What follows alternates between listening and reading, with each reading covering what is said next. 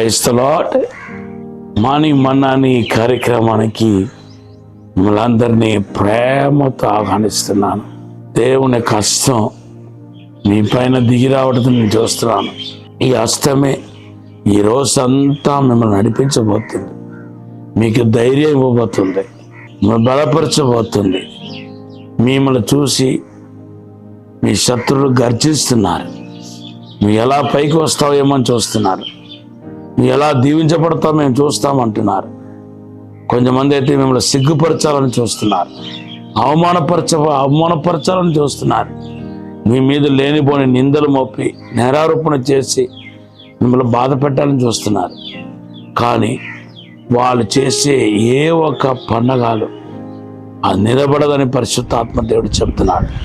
మీ పక్షముగా ఆయన యుద్ధం చేస్తాడు, మీకు విడుదల కలుగుతాయి. ఎక్కడ మిమ్మల్ని ఇప్పటికీ అవమానపరిచారో అక్కడ తల పైకెత్తుకులాగా దేవుడు చేయబోతున్నాడు. ఖచ్చితంగా మీ అవమానానికి రెట్టింపు సంతోషాన్ని మీరు పొందుతారు. ఇంకొక అవమానం, ఇంకొక నిందలు, ఇంకొక బాధ నేను భరించాలా అని మీరు అనుకుంటున్నారు కదా. దేవుని ఆత్మ చెప్తున్నాడు, లేదు, నిన్ను ఆశీర్వదించి దీవించి హెచ్చించబోతున్నాను మాట్లాడుతున్నాడు. యెషయా గ్రంథం 43వ అధ్యాయం మొదటి 2 వచనాలు దేవుడు వాగ్దానముగా ఇస్తున్నాడు. దేవుని బిడ్డలారా, కొన్ని దినాలుగా మన పరిశుద్ధాత్మ గురించి, పరిశుద్ధాత్మ యొక్క గుర్తుల గురించి ధ్యానం చేసుకుంటూ వస్తున్నాం. సో పరిశుద్ధాత్మ యొక్క గుర్తులో ఒకటి ఏంటంటే, నిన్న మనం చూసాం మేఘం, క్లౌడ్ అనేది పరిశుద్ధాత్మను చూపిస్తుంది. పరిశుద్ధాత్మ గుర్తులో ఆ క్లౌడ్ కూడా ఒక గుర్తు అయి ఉంది. అయితే దేవుని బిడ్డలారా, ఇశ్రాయేలు ప్రజల జీవితంలోనే ఎక్కువ దేవుని ఆత్మ మరి మేఘాల రూపంలో వారితో కూడా ప్రయాణించినట్టుగా మన పరిశుద్ధ గ్రంథంలో చూస్తున్నాం.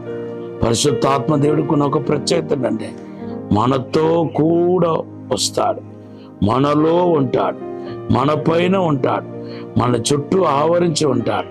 ఒకవేళ మీరు అడగవచ్చు, అయ్యా థామస్ గారండి, పరిశుద్ధాత్మ దేవుడు ఇన్ని చోట్ల అలా ఉంటాడు. అయ్యా, ఆయన సర్వవ్యాప్తి అయిన దేవుడు, అన్ని చోట్ల వ్యాపించే దేవుడు. మీ ముందు వెళ్తాడు, వెనకాల వెళ్తాడు, మీ కుడి పక్కన ఉంటాడు, ఎడమ పక్కన ఉంటాడు, మీలో ఉంటాడు, మీ పైన ఉంటాడు, మిమ్మల్ని కంప్లీట్గా ఆవరించి ఉంటాడు. అందుకొరకే ఈ దినం శుభదినముగా ఉండబోతుంది. మీకు ఎటువంటి నొప్పి తగలకుండా ఆయన కాపాడబోతున్నాడు, మీకు మేలు కలగబోతుంది. అయితే ఇశ్రాయేలు ప్రజల జీవితంలో మేఘాల రూపంలో కనపడిన దేవుని ఆత్మ వారికి చేసిన కార్యం ఏంటి, వారు పొందిన దీవెనలు ఏంటి అనే విషయాన్ని క్లుప్తంగా నేను కొన్ని మాటలు వాక్యం నుండి మీకు చూపించాలని పరిశుద్ధాత్మతో ప్రేరేపించబడి ఉన్నాను. నిర్గమకాండం 19వ అధ్యాయం 9వ వచనం కానీ, నిర్గమకాండం 34వ అధ్యాయం 5వ వచనం కానీ మీరు చదివితే, దేవుని బిడ్డలారా, మోసే కానివ్వండి, ఇశ్రాయేలు ప్రజలు కానివ్వండి, దేవుని స్వరం విన్నారు. అది ఎక్కడి నుండి విన్నారని రాయబడి ఉంది? మేఘాల నుండి విన్నట్టుగా మనం చూస్తున్నాం. ఈవెన్ మిరియం మోసేకి వ్యతిరేకంగా మాట్లాడినప్పుడు ఎక్కడ నుండి మిరియం అని తన పేరు బట్టి పిలవటం, దేవుడి పేరు బట్టి పిలవటం ఎక్కడుంది విన్నారు? మేఘం నుండి విన్నారు.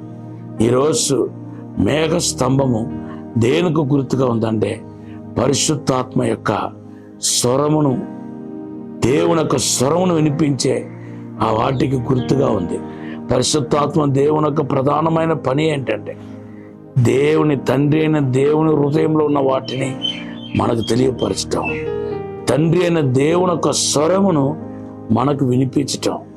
ఎలాగైతే మరి ఎక్కడో ఉత్పత్తి అవుతున్న కరెంట్, ఎలక్ట్రిసిటీని మన ట్రాన్స్ఫార్మర్కి వచ్చి అక్కడ నుండి మన ఇంటికి ఎలాగైతే వస్తుందో, అలాగే దేవుని బిడ్డలారా, పరలోకములో మనం డైరెక్ట్గా తండ్రి యొక్క స్వరం వినలేం.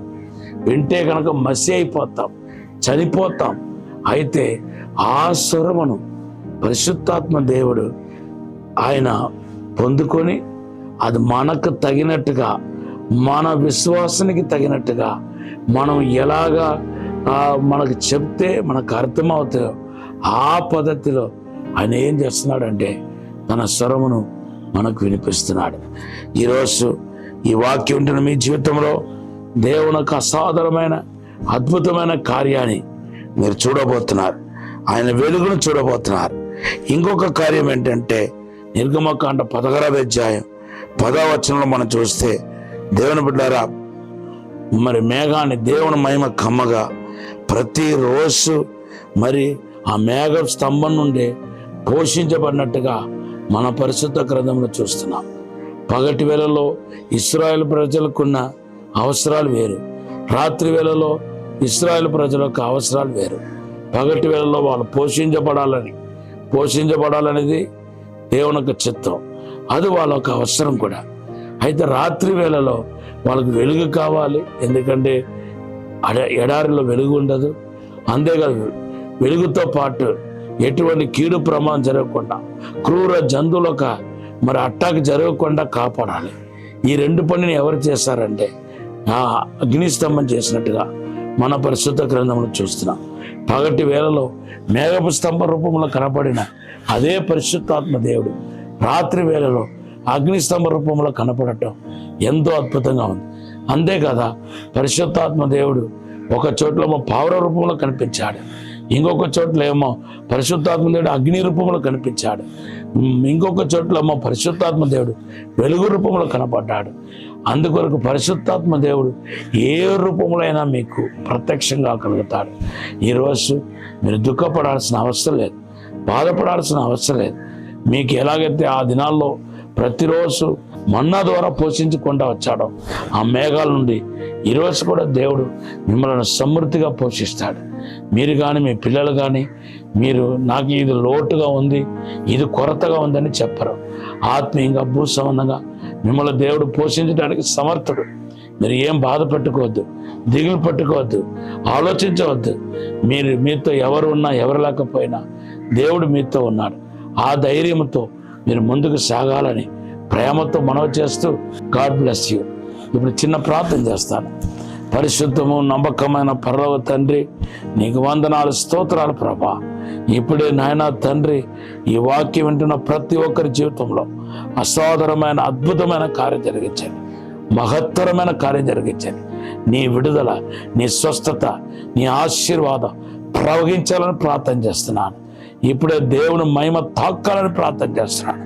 మీరే తాకుమని దీవించమని యేసు నామములో అడిగి వేడుకుంటున్నాము తండ్రి. Amen, amen. ప్రభు ఈ మాట దీవించును గాక. జెఫెనియా 3వ అధ్యాయం 20వ వచనం దేవుడు వాగ్దానం చేస్తున్నాడు. Have a blessed day.